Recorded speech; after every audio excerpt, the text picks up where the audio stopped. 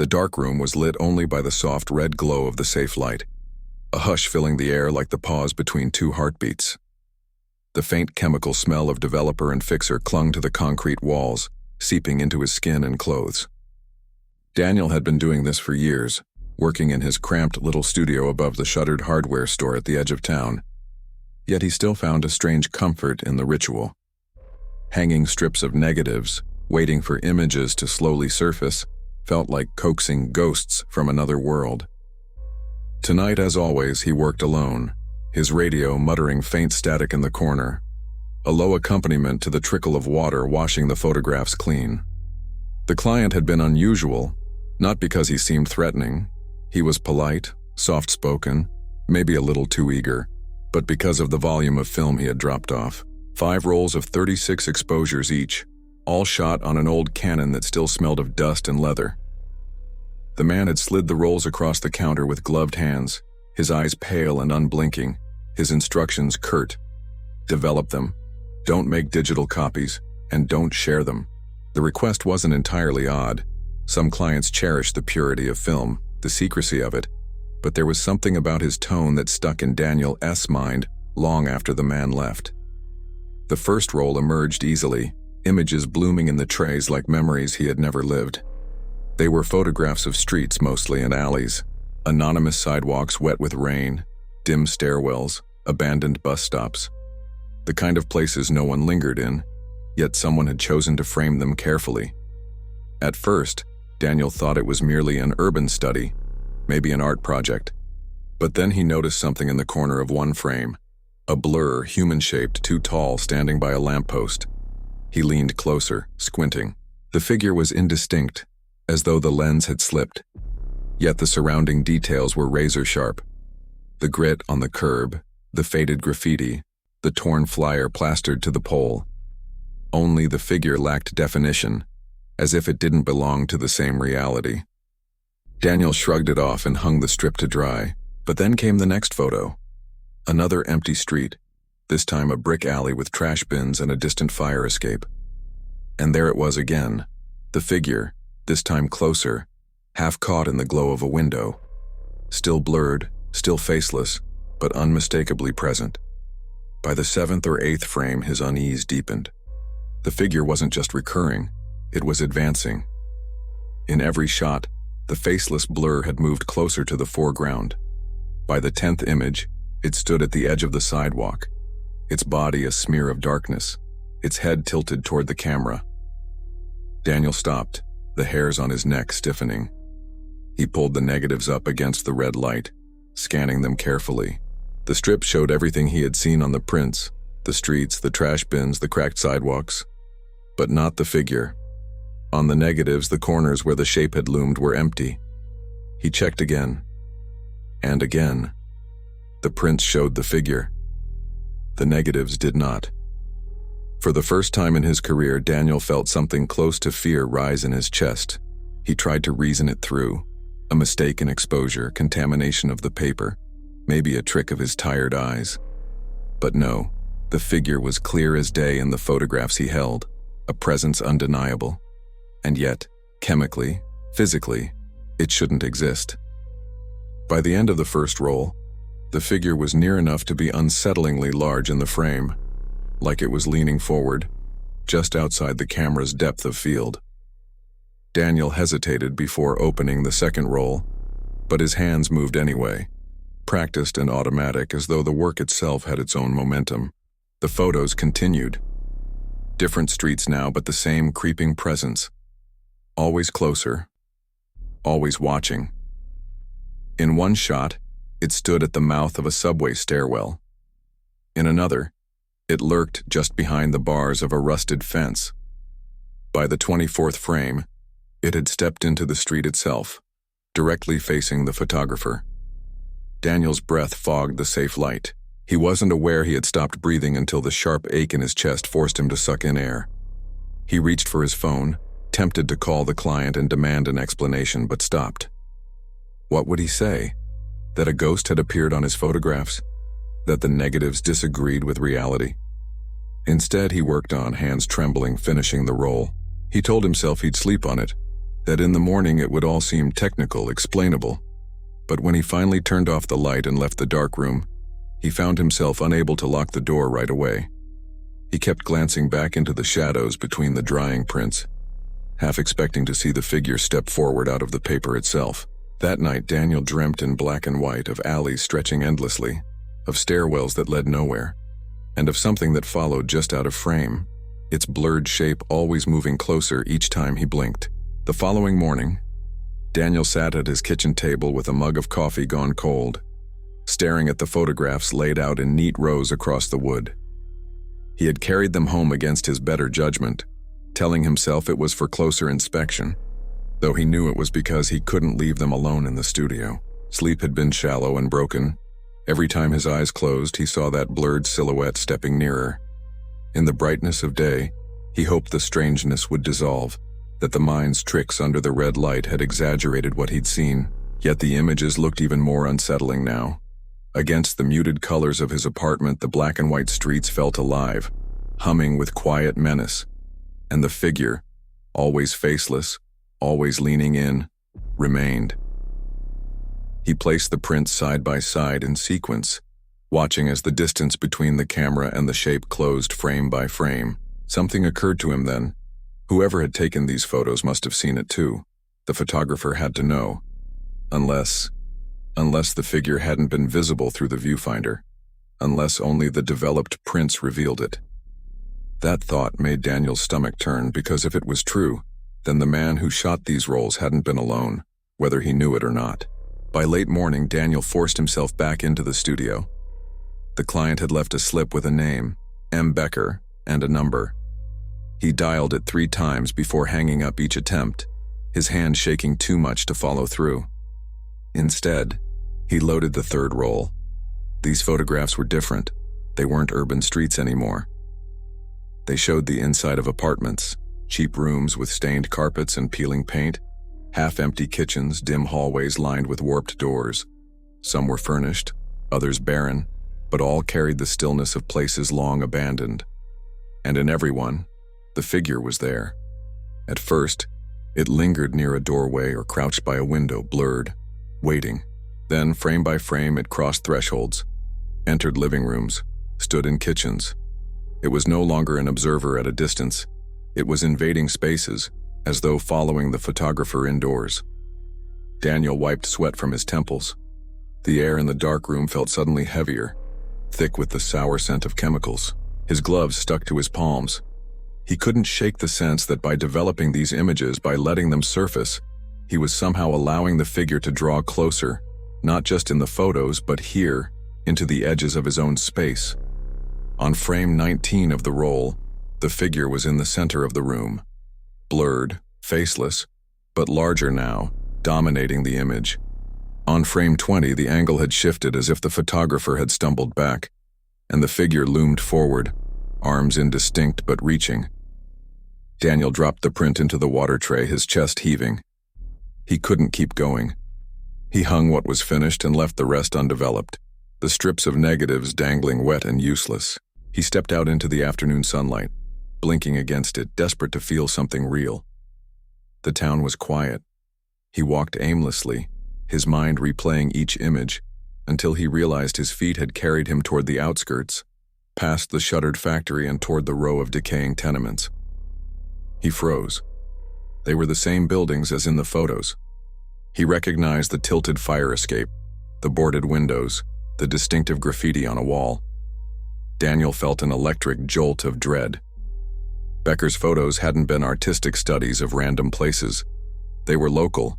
They were here, which meant the figure that had been advancing through the frames wasn't haunting some distant city. It was here too. By the time dusk fell, Daniel returned to his apartment, trying to convince himself he had imagined it. But when he opened his door, the stack of prints he had left on the table was no longer neatly arranged. They were scattered, as though shuffled through by unseen hands.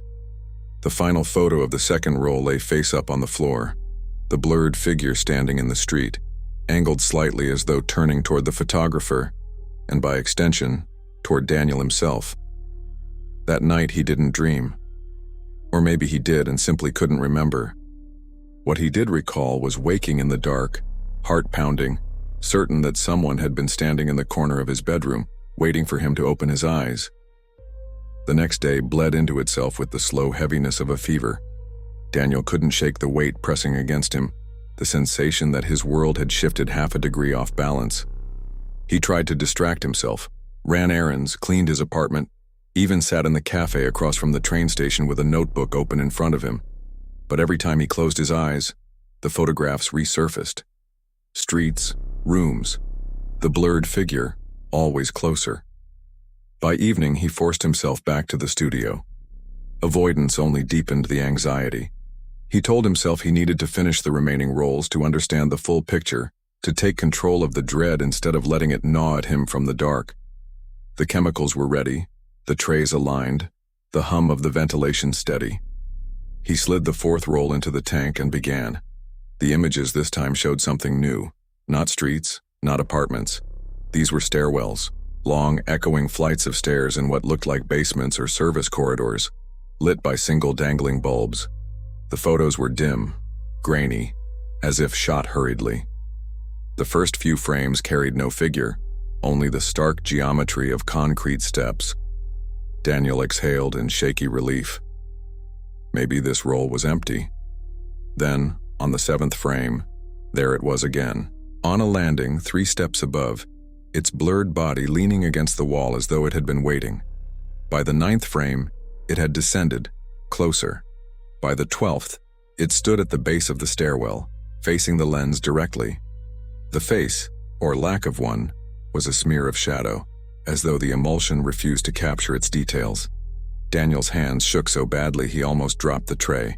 He leaned against the counter, gripping the edge, whispering aloud to himself to stay calm, though the sound of his voice made the empty studio feel even lonelier. Something nagged at him. He turned back to the prints spread across the drying line, tracing them in sequence. Streets, apartments, stairwells. Always moving inward. Always toward confinement. Always narrowing the distance. The figure wasn't just appearing randomly, it was advancing along a path, closing in, and then he saw it. The final frames of the 4th roll showed a door. At first closed, then cracked open. On the last frame, the figure had stepped halfway through, blurred body filling the threshold. Daniel froze, because he recognized the door. The peeling paint, the rusted knob, the warped frame. It wasn't from some random stairwell. It was the back entrance to his own building's basement. He dropped the photo. It slipped into the chemical bath with a soft splash, the paper curling, the figure's blurred outline distorting in the water. He didn't finish the roll. He didn't touch the 5th. He left the studio in a blind rush, locking the door with trembling hands, half running through the streets like a man pursued. That night he barricaded himself in his apartment, every lock turned, every window latched.